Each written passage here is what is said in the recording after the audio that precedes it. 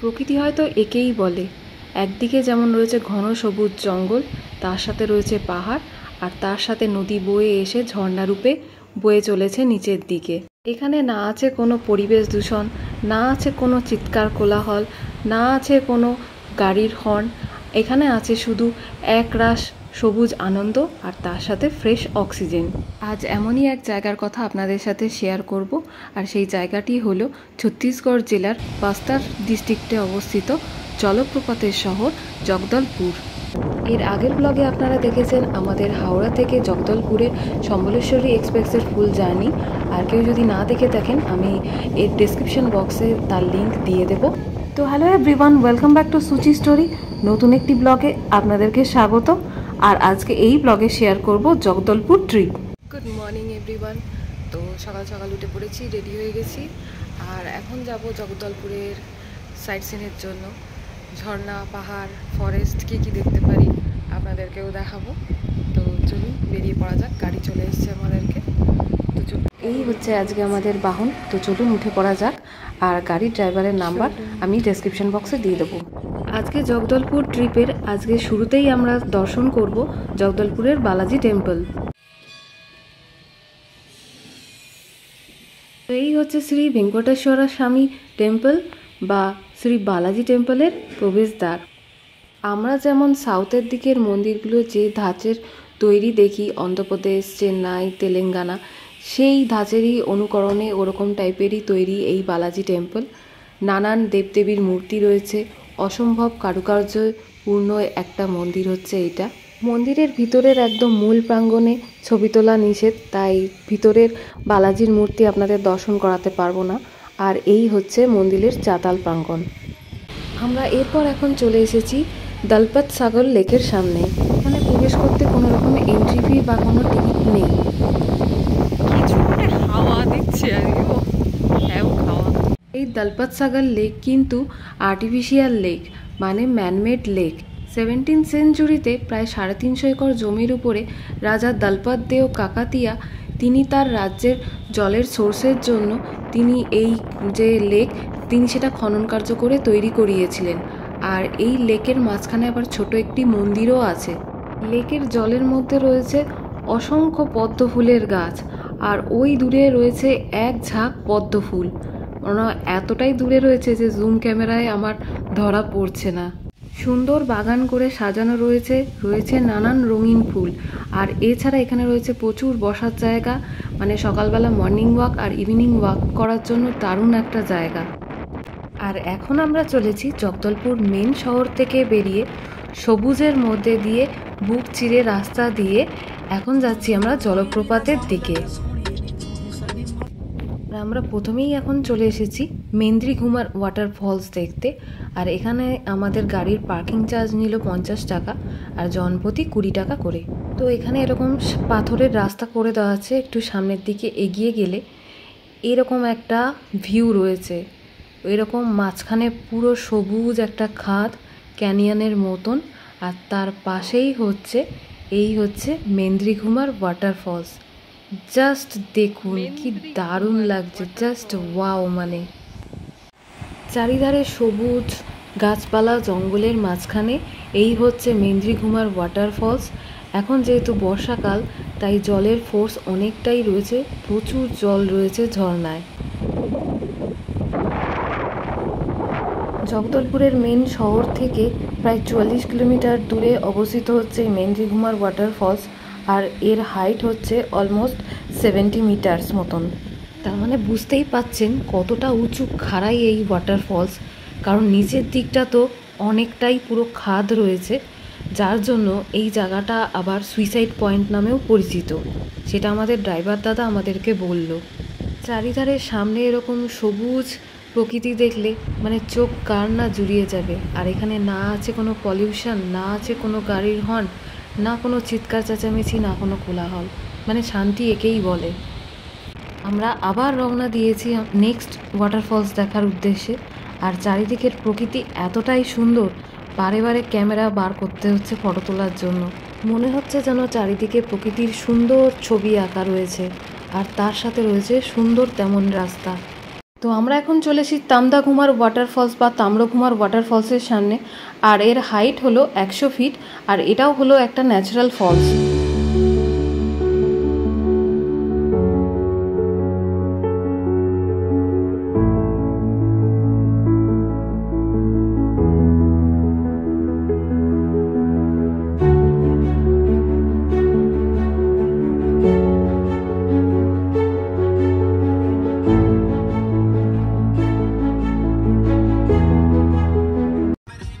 আর এখন আমরা চলে এসেছি জগদলপুরের মেন আকর্ষণ, যেটা বাস্তার জেলায় অবস্থিত, সেটা হলো চিত্রকূট ওয়াটারফলসে।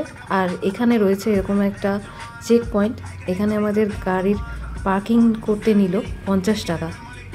তো চিত্রকূট ওয়াটারফলস যাওয়ার আগেই রাস্তাতেই ডান দিকে রয়েছে এরকম একটা সুন্দর একটা শিব মন্দির। তো চলুন আগে মহাদেবের দর্শন করে নিই, তারপর যাব আমরা চিত্রকূট ওয়াটারফলসের সামনে। কি দারুণ দেখুন মন্দিরটা, আর সামনেই রয়েছে মস্ত বড় নন্দী মহারাজ।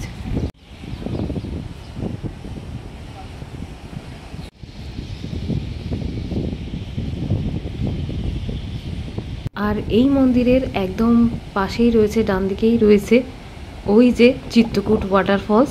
ইন্দ্রাবতী নদী বয়ে গিয়ে চিত্রকূট ওয়াটারফলস নাম নিয়ে ঝরে পড়ছে। আর এখন একদম চলে এসেছি চিত্রকূট ওয়াটারফলসের সামনে। প্রথম দর্শনেই জাস্ট মুখ দিয়ে দেখলেই যার বেরোয় তা হচ্ছে এক কথায় অপূর্ব, অসাধারণ। আজকে ওয়েদারও দারুণ সুন্দর রয়েছে, উপরে রয়েছে নীল আকাশ, সাথে সাদা সাদা মেঘ, আর নিচে এত দারুণ একটা ঝর্ণা। আর কি চাই, মানে যাকে বলে সিনিক বিউটি, জাস্ট অসাম। এই চিত্রকূট ওয়াটারফলস আবার ভারতবর্ষের নায়াগ্রা ওয়াটারফলস নামেও পরিচিত। মানে অনেকে আবার এটাকে মিনি নায়াগ্রাও বলে। মানে মার্কিন যুক্তরাষ্ট্রের কানাডাতে অবস্থিত নায়াগ্রা ওয়াটারফলস যেমন পৃথিবী বিখ্যাত, তেমনি আমাদের এই চিত্রকূট ওয়াটারফলস ভারতের নায়াগ্রা নামে পরিচিত আর ভারত বিখ্যাত। উড়িষ্যা রাজ্যের কালাহান্দি জেলায় অবস্থিত বিন্ধ্য পর্বত থেকে ইন্দ্রাবতী নদীর সৃষ্টি হয়েছে। আর এই ইন্দ্রাবতী নদী বয়ে এসে প্রাকৃতিক উপায়ে সৃষ্টি হয়েছে এই চিত্রকূট ওয়াটারফলসের। আর এই ইন্দ্রাবতী নদী এখান থেকে বয়ে গিয়ে প্রায় 300 কিলোমিটার দূরে গিয়ে গোদাবরী নদীর সাথে মিশে গেছে। এখানে পাশে এরকম বড় বড় টাওয়ারে বেশ অনেক লাইট লাগানো আছে।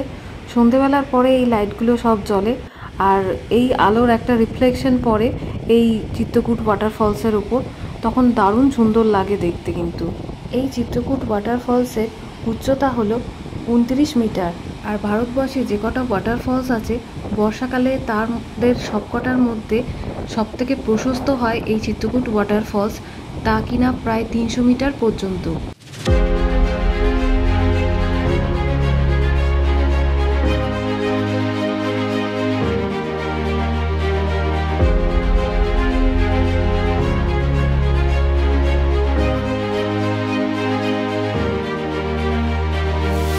তো আমরা এখন এখান দিয়ে নিচের দিকে যাব। এখানে উপরে লেখা রয়েছে চিত্রকূট ওয়াটারফলসের নেচার পার্ক।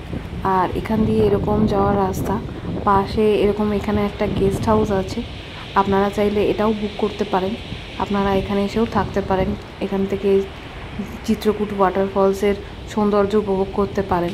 তো এখান দিয়ে এই রাস্তা দিয়ে আমাদের যেতে হবে, নিচে অনেকটা নামতে হবে সিঁড়ি দিয়ে। আর এখানে ওপর থেকে দেখাচ্ছি, ওই নিচের দিকে আমরা নামবো। আর এখান থেকে দেখুন ওই নিচে একটা ইন্দ্রাবতী নদীতে আবার একটা নৌকাও দেখতে পাচ্ছি, মানে যতদূর সম্ভব ওটা মাছ ধরার নৌকা। তো এই হচ্ছে নিচে যাওয়ার সিঁড়ি, এখান দিয়েই নামতে হবে। এখানে বেশ কিছু টুকটাক খাবার দাবারের দোকানও আছে, জলের বোতলও পাওয়া যায়। তো আপনারা চাইলে এখান থেকে জলের বোতল ক্যারি করে নিতে পারেন। তো এইখান দিয়েই এই নিচে সিঁড়ি বেয়ে আমাদের বেশ কিছুটা নিচে নামতে হবে। সিঁড়ির স্টেপ খুব একটা উঁচু নয়, মোটামুটি ছোটই আছে। তো আমরা একেবারে ওপর থেকে নিচে নেমে এসেছি। আর এখানে আছে নেচার ট্রেল চিত্রকূট, এখান দিয়ে আপনারা ট্রেকিংও করতে পারেন। আর আমরা এখন চলে এসেছি একদম চিত্রকূট জলপ্রপাতের একদম ধারে, একদম নিচে চলে এসেছি। আর এখান থেকে জাস্ট ভিউটা দেখুন, জাস্ট অসাম লাগছে পুরো একদম বলতে গেলে। আর অত দূরে বইছে ঝর্ণাটা, তাও ওখান থেকে জলের একটা যে পুরো স্প্রের মতন করে পুরো অত দূর থেকে হাওয়ার জন্য পুরো উড়ে চলে আসছে। আর এখন যেহেতু বর্ষাকাল, জাস্ট জলের ফোর্সটা একবার দেখুন। চারিদিকে প্রচুর পরিমাণে হাওয়া হচ্ছে এখানে, আর পুরো এই ঝর্ণার জলে, চিত্রকূট ওয়াটারফলসের জলে পুরো মানে বলতে গেলে ভেপারে পুরো ওয়াটার স্প্রের জন্য হাফ জামা, পুরো মাথা, চুল টুল, আমার সানগ্লাস সব ভিজে যাচ্ছে বলতে গেলে পুরো এখানে। আপনারা চাইলে এখানে জামা কাপড়ও নিয়ে আসতে পারেন, চাইলে এখানে স্নানও করে নিতে পারেন। অনেকে দেখলাম এখানে স্নানও করছে, পাশে এরকম নদীর ধারে এখানে ছোটোখাটো পিকনিক মতন করছে ফ্যামিলি নিয়ে। বর্ষাকালে এখন এই চিত্রকূট ওয়াটারফলসের জলের রং কিছুটা হলেও ঘোলাটে রয়েছে। শীতকালে এখানে খুবই মনোরম পরিবেশ থাকে, এতটা জলের ফোর্স থাকে না ঠিকই। আর তখন ইন্টারেস্টিং ব্যাপার হলো এখানে তখন বোট চলে, সেই বোটে চাইলে আপনারা রাইড করতে পারেন, আর অনেকটাই ঝর্ণার কাছ দিয়ে ঘোরানো হয়। তো আমরা কিছুক্ষণ নিচে সময় কাটিয়ে আবার উপরে চলে এসেছি। আর এখানে কিছু ফটোগ্রাফার দাদারা রয়েছেন, তারা এখানে ফটো তুলে দেন। আপনারা চাইলে চিত্রকূট ওয়াটারফলসের সাথে ফটো তুলতে পারবেন। আপনারা সোলো আসুন বা কাপল আসুন বা ফ্যামিলি সমেত, ওনারা এখানে ফটো তুলে ইনস্ট্যান্ট, এখানে প্রিন্টার রয়েছে, ওনাদের ল্যাপটপ রয়েছে, ওনারা ইনস্ট্যান্ট প্রিন্ট আউট বার করে দেবেন। আর ফটো এরকম ছোট ফটো 50 টাকা, আর বড় যদি ফটো নেন তাহলে হচ্ছে 100 টাকা।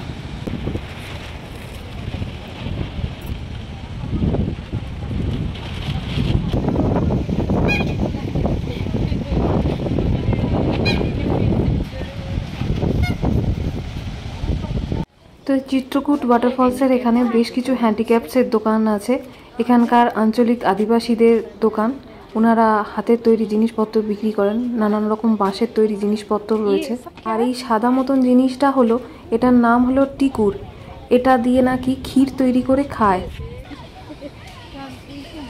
আচ্ছা, এখানে হ্যান্ডিক্যাপস এইগুলো হচ্ছে ধুনো,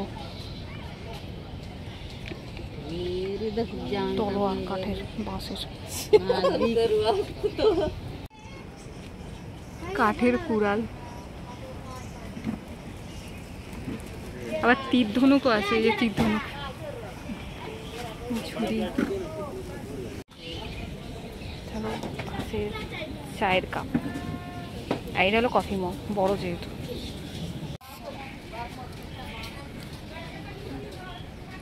আমাদের এরপর পরবর্তী গন্তব্যস্থল হলো চিত্রধারা ওয়াটারফলস। চিত্রধারা ওয়াটারফলসের এখানেও আমাদের গাড়ি পার্কিং নিল 50 টাকা।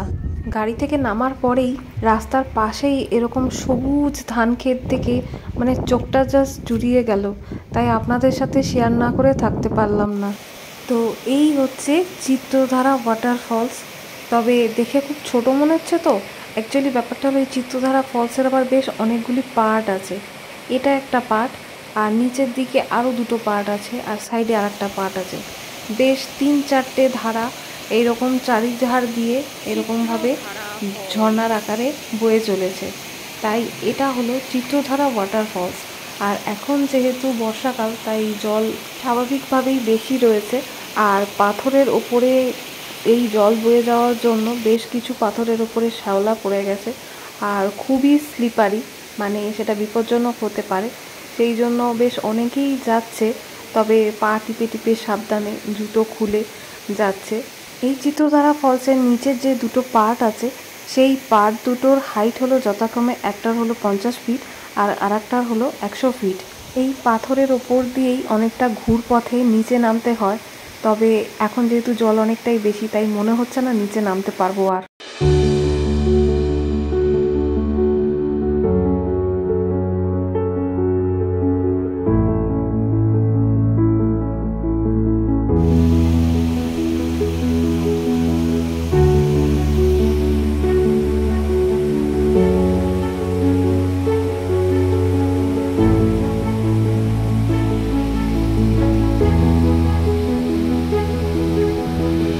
বেসিক্যালি বলতে গেলে জায়গাটা বেশ সুন্দর, আর এখানে অনেকে পিকনিকও করতে আসে, তার ব্যবস্থাও রয়েছে, আর অনেক বসার জায়গাও রয়েছে এখানে। আর একদম পাশেই রয়েছে এরকম একটা ছোট্ট সুন্দর একটা শিব মন্দির, আর আছে স্থানীয় একটি এরকম দোকান।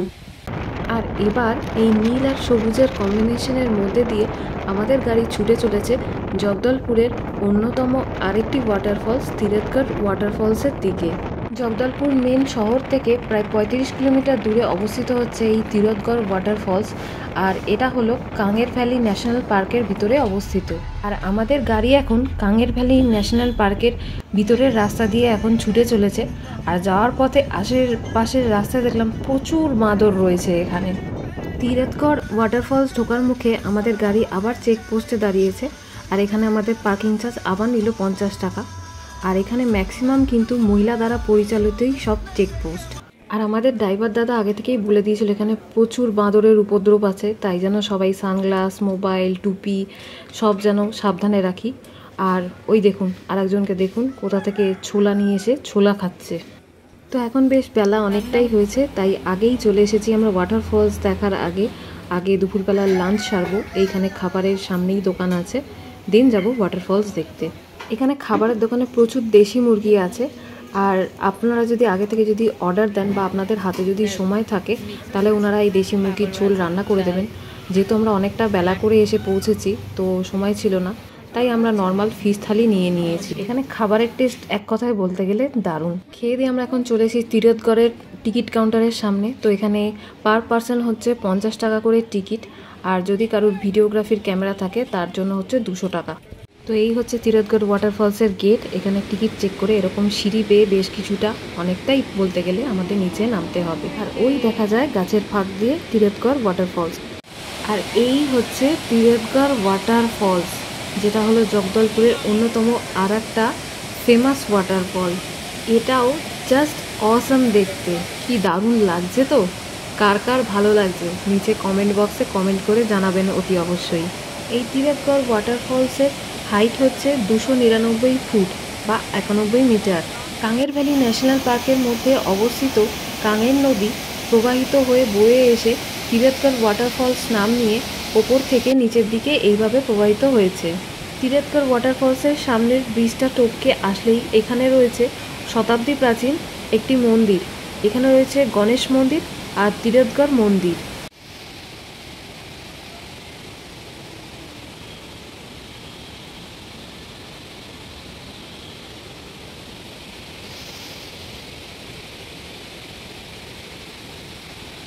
এই তিরথগড় ওয়াটারফলসে বেশ অনেকগুলি পার্ট আছে।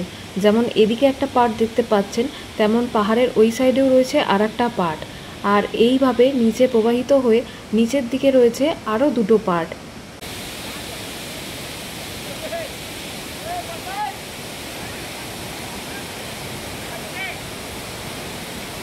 এখানে জলের এত ফোর্স আর তার এত জলের স্প্রের মতন হাওয়া দিয়ে উঠছে, মানে তাতেই পুরো জামা কাপড় পুরো ভিজে, মাথার চুল ভিজে, পুরো সব কিছু পুরো মানে এখানে দাঁড়িয়েই পুরো বলতে গেলে হাফ স্নান করে গেছি পুরো একদম।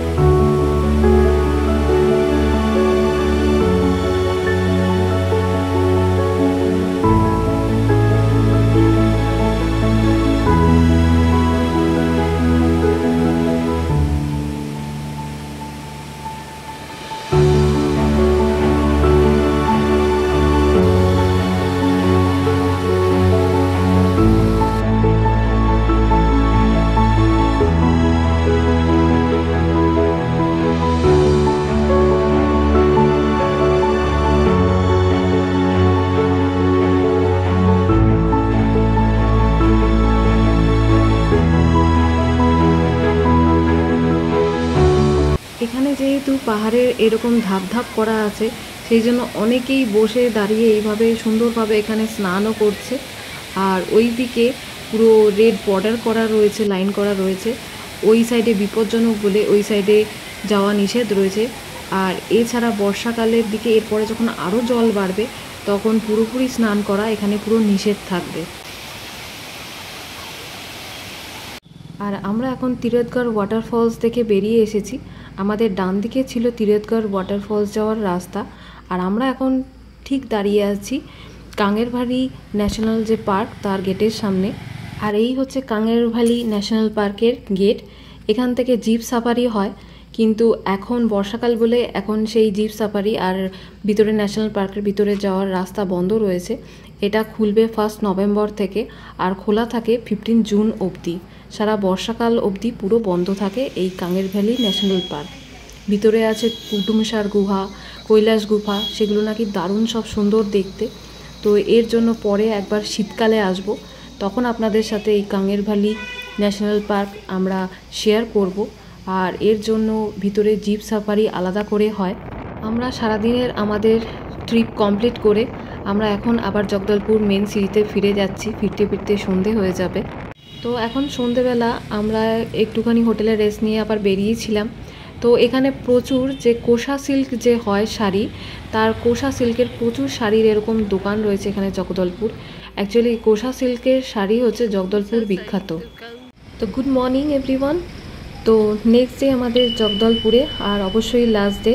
তো আমরা এখন সকালবেলা হাঁটতে হাঁটতে ব্রেকফাস্ট করে চলে এসেছি।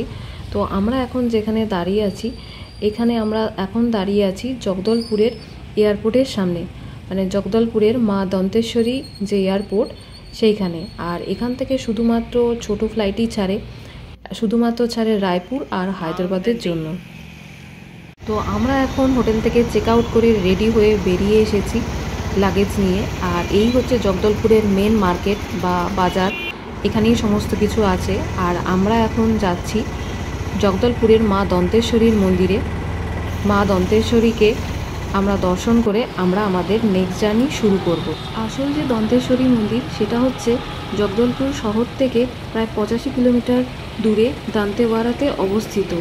ওই মন্দিরে যেতে গেলে প্রায় অনেকটাই সময় সাপেক্ষ ব্যাপার, তাই আমরা ওই মন্দিরে যেতে পারিনি। তাই আমরা জগদলপুরের এই দন্তেশ্বরী মন্দিরেই এসেছি। আর এই দন্তেশ্বরী মন্দির হলো সতীপীঠের একটা পীঠ। এখানে সতী মায়ের দাঁত পড়েছিল, তাই এর নাম হচ্ছে দন্তেশ্বরী মন্দির। তো এই হচ্ছে মন্দিরের মূল দুয়ার। তো ভিতরে ঢোকা যাক। আর অ্যাকচুয়ালি বাস্তার যে রাজ প্যালেস আছে, তো এই রাজ প্যালেসের কম্পাউন্ডের মধ্যেই হচ্ছে এই মন্দির অবস্থিত। আর এখানে সামনে পূজা সামগ্রীও বিক্রি হচ্ছে, আপনারা চাইলে পুজো দিতে পারেন। তো আমরা এই মন্দিরের সাথে সাথে বাস্তার রাজ প্যালেসও আজকে দেখে নেব। তো চলুন এবার মন্দিরের ভিতরে প্রবেশ করা যাক।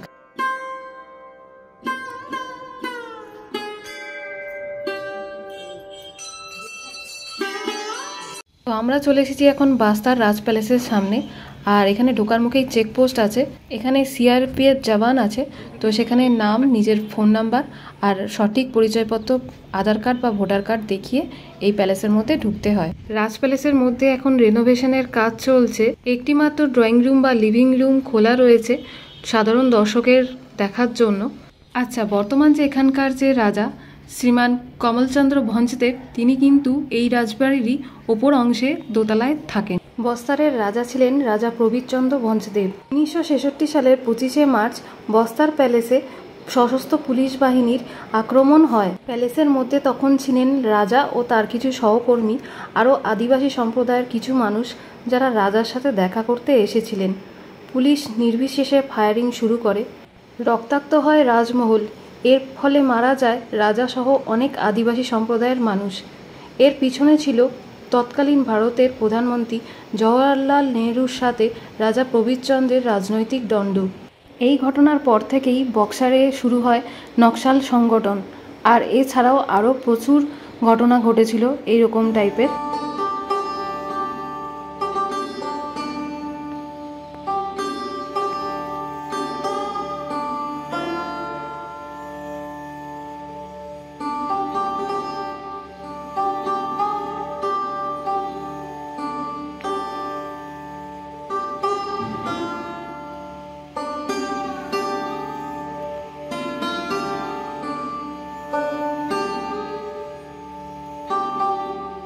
আর এই হচ্ছে বর্তমান রাজার ফটো, রাজা কমলচন্দ্র ভঞ্জদেব।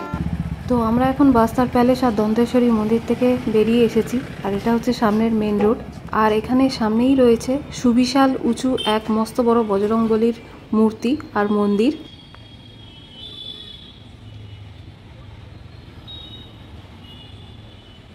আমরা এখন আবার অটো ধরে নিয়েছি আর যাচ্ছি জগদলপুর স্টেশনের দিকে, কারণ আমাদের দুপুরবেলার দিকে ট্রেন রয়েছে আর স্টেশনে যাওয়ার পথে আমরা লাঞ্চ করে নেব।